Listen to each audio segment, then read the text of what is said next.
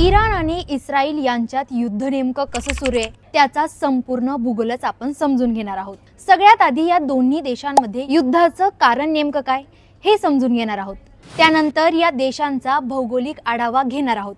म्हणजे काय तर इराण आणि इस्रायल हे दोन्ही देश या जगाच्या नकाशावर कुठे येतात, त्यांच्या शेजारील देश कोणते, या दोघं देशांमधील अंतर किती, कुणी कुणावर कधी आणि कसा हल्ला केला, तो हल्ला कधी आणि कोणत्या भागात झाला, या दोन्ही देशांना पाठिंबा देणारे देश नेमके आहेत तरी कोण, अमेरिका या दोन्ही देशांपासून किती लांब अंतरावर आहे, अमेरिकेने आता इराणवर हल्ला केला ते अंतर किती, हे हल्ले कुठे कुठे त्यांनी केलेत, अमेरिकेच्या हल्ल्यानंतर इराणने कुठे हल्ला चढवला, आणि सगळ्यात महत्त्वाचं म्हणजे या युद्धात सगळ्यात जास्त चर्चेत आलेलं स्ट्रेट ऑफ हार्मुज आहे तरी कुठे, ते बंद केल्याने काय आणि कोणत्या देशांवर किती गंभीर परिणाम होणार आहेत, सगळं काही भौगोलिकरित्या जाणून घेणार आहोत।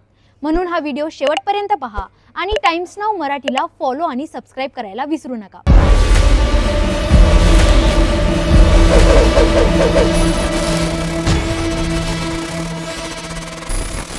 अनेक दिवसांपासून इराण आणि इस्रायल यांच्यात भयंकर युद्ध सुरू आहे। युद्धामागे काही प्रमुख कारणं आहेत, जसं की इस्रायल देशाला संशय आणि भीती आहे की इराण न्यूक्लिअर वेपन म्हणजे अण्वस्त्र विकसित करतोय, तर ते त्यांच्यासाठी धोकादायक ते मानत असतात। त्यांच्या अस्तित्वाला धोका असल्याचं इस्रायल सांगत असतो, पण त्यावर इराणचं मत आहे त्यांचा अण्वस्त्र तयार करण्याचा प्रोजेक्ट हा शांततेसाठी आहे। सोबतच या दोन्ही देशांमध्ये धार्मिक वादही एक कारण बनतंय, कारण इराण हा शिया मुस्लिम देश आहे तर इस्रायल हा यहुदी राष्ट्र येतो। जगाच्या नकाशावर इस्रायल हा पश्चिम आशियात आहे, म्हणजे भूमध्य समुद्राच्या काठावर। इस्रायलचे शेजारी देश लेबनॉन, सीरिया, जॉर्डन आणि इजिप्त हे येत असतात, तर इराण हा मध्य आशियात येतो, तो फारसच्या खाडीजवळ येतो। इराणचे शेजारील देश इराक, तुर्कमेनिस्तान, अफगाणिस्तान आणि पाकिस्तान आहेत। जगाच्या नकाशावर इस्रायल आणि इराण एकमेकांपासून सुमारे 1500 किलोमीटर अंतरावर आहेत। 7 ऑक्टोबर 2024 रोजी पॅलेस्टाईनमधील हमास या गटाने इस्रायलवर मोठा हल्ला केला होता। इस्रायलने त्याला उत्तर देत गाझा पट्टीवर मोठा हल्ला चढवला। या हल्ल्यानंतर इराणवर आरोप झाले की त्यांनी हमासला मदत केली। त्यानंतर 6 महिन्यांनी म्हणजे एप्रिल 2025 मध्ये इस्रायलने इराणच्या दूतावासांवर म्हणजे सीरिया आणि इराकमध्ये हल्ले केलेत। यामुळे इराणमध्ये प्रचंड संताप वाढला। 13 एप्रिल 2025 रोजी इस्रायलवर इराणने थेट हल्लाच केला। इराणने इस्रायलवर 300 पेक्षा जास्त ड्रोन आणि क्षेपणास्त्रांचा हल्ला चढवला।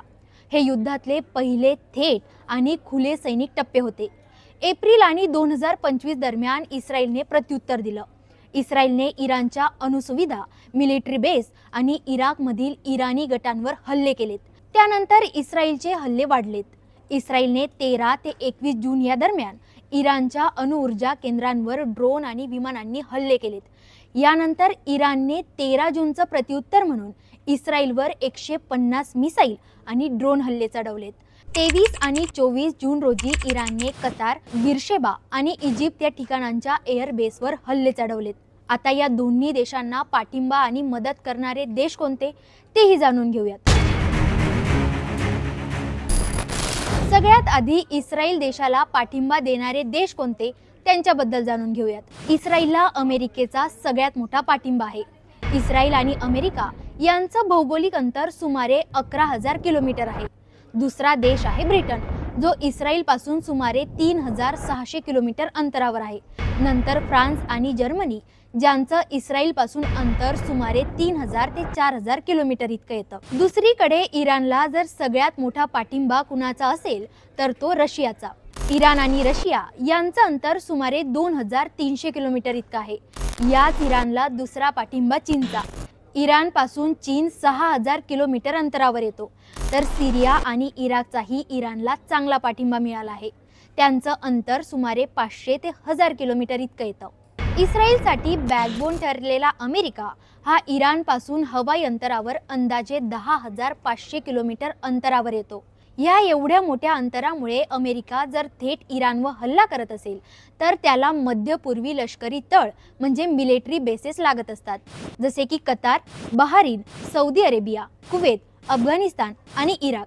22 आणि 23 जूनला अमेरिकेने इराणच्या अणुऊर्जा केंद्रांवर मोठा हल्ला चढवला. त्यात फोर्डो, नतांज आणि इस्फहान या ठिकाणांवर अमेरिकेने हल्ला केला होता. अमेरिकेचं या ठिकाणांशी सुमारे 6500 किलोमीटर ते 7000 किलोमीटर एवढं अंतर आहे.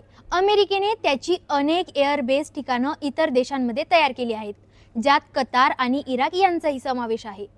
आता जर अमेरिकेने या भागांमधून म्हणजे कतार आणि इराक या ठिकाणांच्या तळांवरून इराणवर हल्ला केला असेल तर ते अंतर साधारण 1500 ते 2000 किलोमीटर इतकं येतं.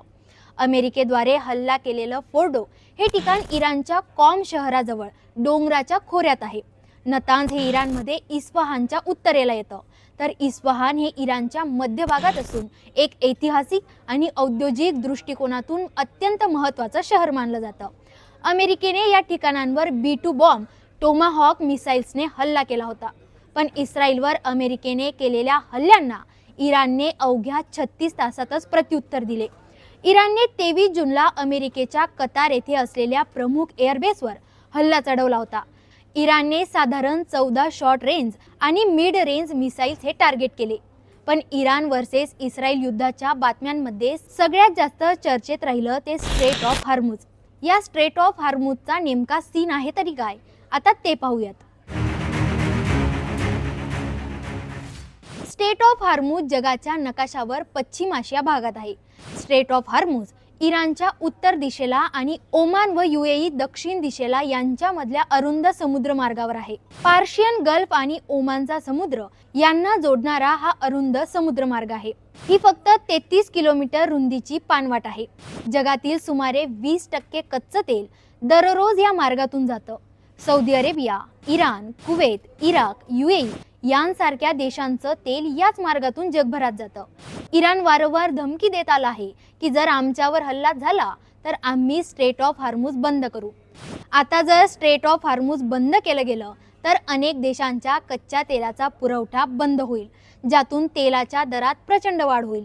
सौदी अरेबिया, UAE, कुवेत ही तेल उत्पादक देश आहेत. जर स्ट्रेट ऑफ हॉर्मुझ बंद केलं गेलं तर यांचं तेल बाहेर नेणं बंद होईल आणि सोबतच भारत, चीन, जपान, दक्षिण कोरिया, युरोपियन देश हे तेल आयात करणारे देश आहेत. जर स्ट्रेट ऑफ हॉर्मुझ बंद केलं गेलं तर या देशांना महागाईचा मोठा फटका बसेल. कच्चं तेल महाग झाल्याने जगभरात महागाई वाढेल आणि जागतिक अर्थव्यवस्थेला चांगलाच फटका बसेल. जर स्ट्रेट ऑफ हॉर्मुझ बंद केलं गेलं तर भारताला याचा मोठा फटका बसू शकतो, कारण भारत आपल्या 85% कच्च्या तेलाची गरज इराणमधूनच पूर्ण करतो. स्ट्रेट ऑफ हॉर्मुझ तेल वाहतुकीचं बॅकबोन आहे. दोन देशांमध्ये सुरू झालेलं हे युद्ध जगाच्या जवळपास सगळ्या देशांना हादरवून सोडणार आहे. या युद्धामुळे शेअर मार्केटमध्ये सुद्धा मोठ्या प्रमाणात घसरण झालेली दिसून आली होती. बाकी तुम्हाला या दोन्ही देशांच्या युद्धाबाबत काय वाटतं, कमेंट करून नक्की सांगा.